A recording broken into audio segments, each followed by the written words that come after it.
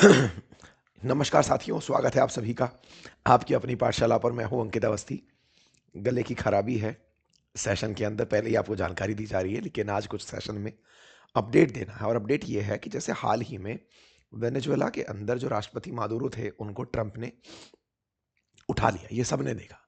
उसके बाद से ट्रंप और उनके चहेतों का और उनके प्रशासन का मोटिवेशन इतना हाई हो गया कि उन्हें लगता है कि अब अमेरिका अपने दुश्मनों को सब तरफ से मिटा सकता है। और इसी पे आकर के सवाल लैंड हुआ ईरान के ऊपर। हमने पिछले सेशन में आपको ग्रीनलैंड का जिक्र किया था, अब ईरान पर सेशन आकर के लैंड हुआ है। क्योंकि अमेरिका लगातार क्यूबा, मैक्सिको, कोलंबिया, इन सबको धमका रहा है, इंक्लूडिंग इंडिया, कि मैं टैरिफ लगा दूंगा, ये कर दूंगा। क्योंकि मादुरो का उन्होंने एग्जाम्पल ऐसा सेट किया, जैसे नहीं होता कि मतलब अपराधियों के अंदर डर बिठाना हो तो एक अपराधी को बुरी तरह पीट दो। तो एक तरह से अमेरिका दुनिया को अपराधी जब मानता है, तो किसी एक के साथ जो ट्रीटमेंट किया, उससे अब पूरी दुनिया को मैसेज देना चाहता है। ऐसे में सवाल बनता है कि अगर अमेरिका ये सब सोच रहा है कि उसे दुनिया के साथ यही ट्रीटमेंट करना है, तो ऐसे में क्या ईरान के साथ भी हो सकता है? ऐसा मैं क्यों बोल रहा हूं? क्योंकि इंडिया ने हाल ही में ईरान के लिए एडवाइजरी जारी कर दी है कि ईरान में रहने वाले लोग सतर्क हो जाएं। अब इंडिया ईरान के लिए एडवाइजरी जारी कर रहा है, जैसे हम वेनेजुएला में रह रहे लोगों के लिए किए। ईरान में तो अभी कुछ हुआ नहीं है, तो क्या ट्रंप की धमकी मात्र से ही इंडिया ने ईरान में भारतीयों के लिए एडवाइजरी जारी कर दी है क्या? बड़ा सवाल है। तो आज के सेशन में हमारा जिक्र इस बात पर होगा कि क्या ईरान में भी अमेरिका खैमनेई को हटाने के लिए कुछ वैसा ही प्लान कर सकता है क्या, जैसा मादुरो के लिए किया था? क्योंकि असल मायने में इसराइल को तो इनसे बहुत ज़्यादा दिक्कत है, और इसराइल और अमेरिका एक ही बात है। तो ऐसे में इनके लिए क्या प्लानिंग हो सकती है, ये आज के सेशन में डिस्कस होगा। क्योंकि ट्रंप लगातार रेजिम को चेंज करने के लिए बात कर रहे हैं। और जो लिंडसे ग्राहम है, अमेरिका में ट्रंप के बिल्कुल करीबी मित्र और सीनेटर, जिन्होंने भारत पर 500% टैरिफ लगाने की धमकी दी थी और ट्रंप ने जैसे सही बता दिया था, वही लिंडसे ग्राहम एक कैप लगाए हुए दिखे, मेक ईरान ग्रेट अगेन। इसका मतलब है कि ईरान में जो हो रहा है उसे पलटो और उसे ग्रेट बनाओ। ग्रेट बनाने का मतलब वही कि ईरान से सत्ता परिवर्तन कर दो। तो आज के सेशन में सबसे बड़ा जिक्र इसी बात का कि क्या वाकई में ईरान में कुछ होने जा रहा है। इतना ही नहीं, वेस्टर्न मीडिया तो ये तक न्यूज़ चलाने लग गई है कि अयतोला अली खamenei, जो ईरान के इस समय सर्वे सर्वा हैं, वो छोड़ छाड़ करके रशिया भागने की प्लानिंग कर रहे हैं। उनके पास से पैसा रशिया भेज दिया गया है। जैसे बशर अल असद निकल कर चले गए थे रूस, ऐसे ही खamenei भी अपने साथियों को लेकर के रूस की यात्रा पर निकल रहे हैं। इंडिया ने अपने एडवाइस दे दी है इंडियंस को जो ईरान में है कि ज़बरदस्ती ना जाएं, और अगर हैं तो हमारे संपर्क में रहिए। तो क्या वाकई में खamenei देश छोड़कर भागने वाले हैं? क्या खamenei पर संकट आ चुका है, और या फिर ये केवल अमेरिका का एक ज़बरदस्ती फैलाया हुआ प्रोपेगेंडा है? क्योंकि जो मादुरो के साथ किया, वो इनके साथ नहीं किया जा सकता है। आज इस बात का विश्लेषण करेंगे। आपको आज से 5 दिन पहले हमने इसी चैनल पर एक जानकारी दी थी और उसमें बताया था कि क्या ईरान में बदल जाएगी सत्ता। इसके पीछे का तर्क क्या था? क्योंकि ईरान में लगातार प्रोटेस्ट चल रहे हैं। मैंने अपने सेशन में आपको जानकारी दी थी, बताया था कि ईरान में बहुत ज़्यादा प्रोटेस्ट चल रहे हैं, लोग सड़कों पर हैं। और जो लोग सड़कों पर हैं वो परेशान हैं हाई इन्फ्लेशन से, करेंसी के कोलैप्स हो जाने से। तो ऐसे में वो कंट्री की लीडरशिप को बदलना चाहते हैं।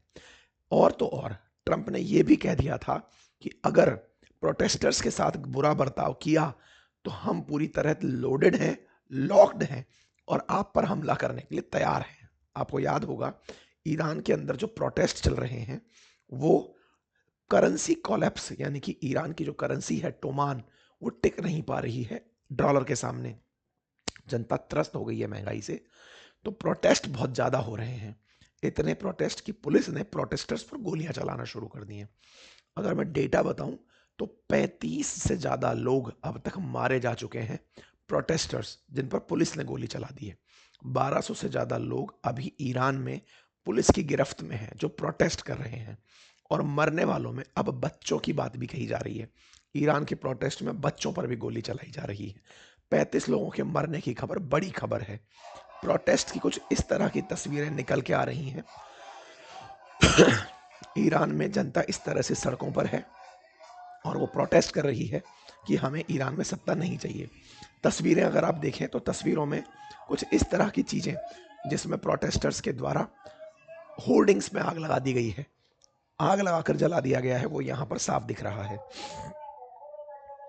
यहाँ पर आपके सामने फोर्सेस मार्च लगाती हुई दिखाई दे रही हैं, जिसमें वो जनता को धमका रही हैं कि आप स्ट्रीट पर मत आ जाइएगा, अदरवाइज हम आपको परमिट नहीं करेंगे।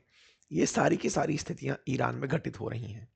और तो और जिस समय ये प्रोटेस्ट चल रहे हैं उस समय प्रेसिडेंट ट्रंप और जो सीनेटर ग्राहम हैं वो मेक ईरान ग्रेट अगेन कर रहे हैं। मतलब एक तरीके से ये जनता को भड़का भी रहे हैं कि बदल दो सरकार इनकी। तो बड़ा सवाल ये है, तो क्या अमेरिका ईरान में सत्ता परिवर्तन चाहता है? और चाहता है तो क्या वो मादुरो की तरह खैमने के साथ नहीं कर सकता? गए और खैमने को उठा लाए, जनता को भड़काने की क्या जरूरत है? इसके पीछे बहुत कॉमन सा सवाल है, क्यों नहीं अमेरिका खैमने के साथ वही कर देता जो उसने मादुरो के साथ किया है? वो जनता के लिए जनता को क्यों उकसा रहा है कि तुम पलटो? इस बात को समझेंगे। क्योंकि ग्राहम लिंडसे जो इनके मतलब ट्रंप के करीबी मित्र हैं और सीनेटर हैं, वो इस प्रोपोगेंडा को फैलाए जा रहे हैं। तो आइए अब इस बारे में थोड़ा सा और डिटेल में चलते हैं। असल में जैसा आप सभी जानते हैं कि जो ईरान है ये ऑयल रिच कंट्री है। आपको मालूम है कि आजकल मजाक भी चल रहा है। अभी कुछ एक मजाक था कि साहब पाकिस्तान में तेल मिला है। बोले बहुत बढ़िया। बोले सर इसकी बधाई दे दें क्या? शहबाज शरीफ कहते हैं जनाब मान जाइए, बधाई मत दीजिए। क्यों? क्योंकि फिर अमेरिका को नजर आ जाएंगे। मतलब ये है कि अमेरिका दुनिया में जहां भी तेल है अब वहां हमला कर रहा है। मतलब वेनेजुएला को उसने ऐसे ही किया, इराक के साथ उसने यही किया, और ईरान के पास दुनिया का तीसरा सबसे ज़्यादा तेल है। तो ईरान के पास जब तीसरा सबसे ज़्यादा तेल है तो ऐसे में उसका मायना बढ़ जाता है। लेकिन ईरान जो है वो अमेरिका को बहुत दिनों से चुभ रहा है। क्यों चुभ रहा है? क्योंकि ईरान पूरे स्ट्रेट ऑफ हॉर्मुज को कंट्रोल करता है, गल्फ में उसका नियंत्रण है, और उसका प्रभाव खुद के देश के अलावा भी बहुत से देशों में है। इराक में है, सीरिया में है, यमन में है, लेबनान में है, गजा में है। इन सभी जगह पर ईरान का प्रभाव भी है। इसी वजह से ईरान को अमेरिका और इजराइल अपना दुश्मन मानते हैं। ईरान पूरी तरह से एक ऐसा देश जो 20% दुनिया का ऑयल रखता है, प्रोडक्शन के हिसाब से फिलहाल 8वें नंबर पर चल रहा है। तेल सबसे ज़्यादा प्रोड्यूस अमेरिका कर रहा है। सबसे ज़्यादा तेल होता वेनेजुएला के पास है। अमेरिका लेकिन अपने गड्ढों में से निकाल निकाल के बेच रहा है, फिर वेनेजुएला को बेचेगा। ईरान के ऑयल पर अभी अमेरिका की नज़र है। अमेरिका चाहता है कि इसका ऑयल फ्री तरीके से बिकने लगे बाजार में, ये रोक कर ना बैठा रहे। इसीलिए अमेरिका लगातार ईरान पर तरह तरह की पाबंदियां लगाता है। ईरान चाहता है, अमेरिका चाहता है कि ईरान किसी तरह से न्यूक्लियर प्रोग्राम में आगे ना बढ़े। अब ये न्यूक्लियर प्रोग्राम की कहानी क्या है? ईरान को समय रहते हुए ये समझ में आया कि अगर मुझे अपने तेल को बचाना है और अपनी आइडियोलॉजी को बचाना है, अपनी सरकार को बचाना है, तो न्यूक्लियर वेपन बनाना ज़रूरी है। और ये तो अब दुनिया को भी समझ में आने लगा। अमेरिका ने किम जोंग उन के खिलाफ कोई एक्शन नहीं लिया, मादुरो के खिलाफ एक्शन ले लिया। किम जोंग उन पिछले कार्यकाल में ट्रंप को बहुत थकाए थे। अमेरिका हमेशा चिढ़ कर रहा है, किम जोंग उन पर कोई बयान नहीं आता, इधर की तरफ मादुरो को उठा लिया जाता है, क्योंकि Kim Jong Un nuclear bomb रखकर बैठा हुआ है। तो जिनके पास बम है वो सुरक्षित हैं। ईरान अपने तेल को बचाने के लिए न्यूक्लियर बम बनाने में लगातार मेहनत कर रहा है कि बस न्यूक्लियर बम बन जाएगा ना तो ये लोग हमारे ऊपर हमला नहीं करेंगे।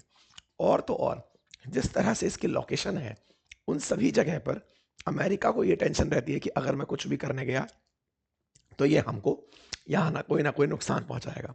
अभी कुछ दिनों पहले आपको याद होगा कि अमेरिका और इसराइल ने संयुक्त रूप से इनके न्यूक्लियर प्रोग्राम को टारगेट किया था। वहाँ पर B2 बॉम्बर से बम गिराए गए थे, और B2 बॉम्बर से बम गिरा करके अमेरिका ने इस जगह पर बम गिराकर न्यूक्लियर प्रोग्राम को तो ख़त्म किया जैसा अमेरिका ने कहा, लेकिन खेमने को नहीं उठाया। लीडर्स को मरवाता जरूर है, चाहे सुलेमानी को मरवाया हो, चाहे वैज्ञानिकों को मरवाया हो, लेकिन किसी को उठाया नहीं। और अभी तक कोई फुल स्केल वॉर नहीं करी। बड़े सवाल बनते हैं कि ट्रंप ईरान को धमकाते ही धमकाते हैं, आज तक कोई निर्णायक वॉर तक क्यों नहीं पहुंचे? खेमने के बारे में इस तरह की न्यूज़ उड़ाई जाती हैं कि जनता ही उनको उखाड़ फेंकेगी, तो अमेरिका आप उनको क्यों नहीं उखाड़ फेंकते? आप कह रहे हैं कि खैमने निकलकर मास्को भागने वाले हैं, बिल्कुल वैसे ही जैसे सीरिया से असद भागे थे, ये रूस चले जाएंगे।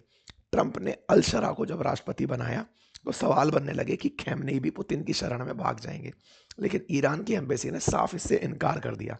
भारत ने लेकिन अपने नेशनल्स को एडवाइजरी जारी कर दी कि ईरान में रहने वाले लोग सतर्क रहें। तो आइए अब हम जानने का प्रयास करते हैं कि असल मायने में अमेरिका ईरान के खिलाफ हमला क्यों नहीं करता बड़े स्केल पर, और क्या वो हमला कर सकता है। तो देखो, कर सकता है, पर तो सवाल ये है कि ईरान पर हमला करने की जो संभावना है ना अमेरिका की फुल स्केल, वो बहुत कम है। बहुत कम क्यों है? कितनी है? 10 से 20% है। क्यों है? इस बारे में क्या कारण है? क्योंकि ईरान में केवल हमला एक पॉइंट पर नहीं होता। ईरान में बहुत से पॉइंट्स हैं जिनको आपको काउंटर करना होगा।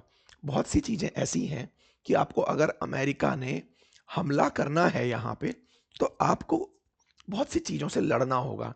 आपको लीगैलिटी से लड़ना होगा, लेजिटिमेसी से लड़ना होगा, प्रोपोर्शनलिटी से लड़ना होगा, और साथ ही साथ एग्जिट प्लान रेडी रखना होगा। एग्जिट प्लान रेडी रखने का मतलब क्या है?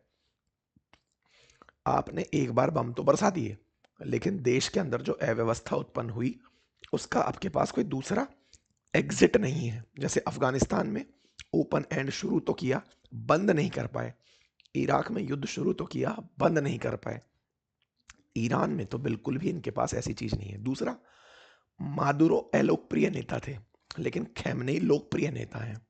उनका वर्ल्ड वाइड एक्सेप्टेंस है। उनके देश की जनता खुद उन्हें पसंद करती है। खमनेई जिस प्रकार से देश चलाते हैं, अमेरिका जानता है कि अगर हमने सत्ता परिवर्तन करके किसी को भी बिठाया तो जनता उसके खिलाफ हो जाएगी, और उसके चलते बिल्कुल वैसी स्थिति नहीं आ पाएगी जो कि और देशों में आई। और वर्ल्ड पॉलिटिक्स में चाइना और रशिया ईरान का पूरी तरह से फायदा उठाने चले आएंगे, क्योंकि वो बहुत नज़दीक है। अमेरिका के लिए मादुरो बहुत दूर थे, बहुत नज़दीक थे। ईरान बहुत दूर है। और मिडिल ईस्ट में जितने भी ऐसी जगह हैं जहां अमेरिका बैठा हुआ है, ईरान उन्हें टारगेट कर सकता है, उन जगहों पर हमला कर सकता है। ऐसे में अमेरिका ईरान पर कोई भी कार्रवाई नहीं कर सकता। साथ ही साथ ईरान का जो मुस्लिम वर्ल्ड है उसमें भी एक्सेप्टेंस है। दूसरा, ईरान में पब्लिक के अंदर ये पहले से भावना है कि अमेरिका का पिछलग्गू होने का मतलब है गुलाम बन जाना। इस कारण से 1979 में अमेरिका को तो इन्होंने भगाया था। तो 1979 तक जो रजा पहलवी की सरकार थी, वो ईरान में अमेरिका समर्थित ही थी। तो इन्होंने खमनेई को तो खुद बुलाया था, खमनेई तो खुद ही बाहर था। तो एक प्रकार से ईरान की जनता अमेरिका के फेवर में नहीं है। इन सभी के चलते चलते ईरान ना करते करते भी कुछ तो ऐसे बम बना चुका है जो कि अमेरिका भी जानता है। उसके पास न्यूक्लियर बॉम्ब से रिलेटेड जानकारियां हैं। उसके पास मिसाइल्स तो इतनी हैं जो आपने रशिया यूक्रेन में देखी होंगी कि उसने रशिया को अपनी तरफ से ड्रोन्स दिए थे। ईरान का रशिया के साथ कनेक्ट बहुत अच्छा है। ये सारी चीज़ें, यानी कि वेनेजुएला जिस प्रकार से मिलिट्री पावर ही नहीं था, लेकिन ईरान एक प्रॉपर पावर है। उसके पास मिसाइल्स का, ड्रोन्स का भयंकर जखीरा है। तो ऐसे में अगर अमेरिका कुछ भी करता है तो रिटेलिएशन में अमेरिका को खासा नुकसान हो सकता है। ये एक बड़ा ऑब्जर्वेशन है। तो आज के सेशन में जो सबसे बड़ा सवाल था कि क्या मतलब मादुरो जैसा हाल ईरान का भी हो सकता है? क्या ईरान के खैमने को भी ऐसे ही भगाया जा सकता है, या तो उनको पकड़ा जा सकता है? तो आंसर है नहीं। अमेरिका केवल गीदड़ भभकी दे रहा है ईरान के नाम पर। हाँ, ईरान की जनता अगर ऐसा कुछ कर जाए तो बात अलग है। अमेरिका फुल स्केल पर ऐसा नहीं करेगा, गुस्ताखी नहीं करेगा, क्योंकि उसे पता है कि इसका रिटेलिएशन बहुत भारी होगा। उसको फिर अमेरिका नहीं संभाल पाएगा। फिलहाल के लिए इतना ही। अगर जानकारी पसंद आई हो तो साथियों से साझा करें। चैनल पर नए हैं तो सब्सक्राइब करें। टॉलरेट करने के लिए बहुत बहुत धन्यवाद। होपफुली आने वाले समय तक ये सही हो जाए। Thank you so much.